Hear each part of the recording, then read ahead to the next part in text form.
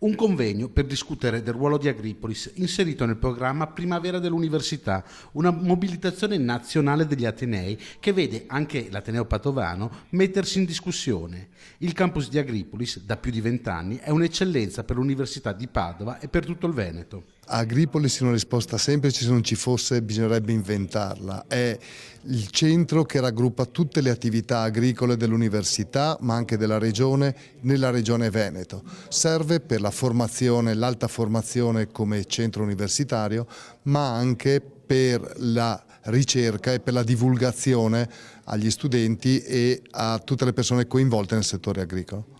Presentata anche una nuova infrastruttura, una serra che permetterà agli studenti di toccare letteralmente con mano la materia che hanno studiato nei libri. Nello specifico, con la nuova serra didattica che abbiamo voluto costruire presso il centro aziendale, l'idea è quella di far toccare con mano agli studenti, quindi ai futuri agricoltori, quelle che sono delle strutture all'ultimo livello e metterli anche in contatto come potenziali clienti, con potenziali fornitori di innovazione tecnologica. Una struttura che permetterà agli universitari di confrontarsi direttamente con il mondo del lavoro. Veneto punta alle eccellenze di qualità e del territorio, per cui abbiamo bisogno di questo dialogo e di questa esperienza pratica con l'università.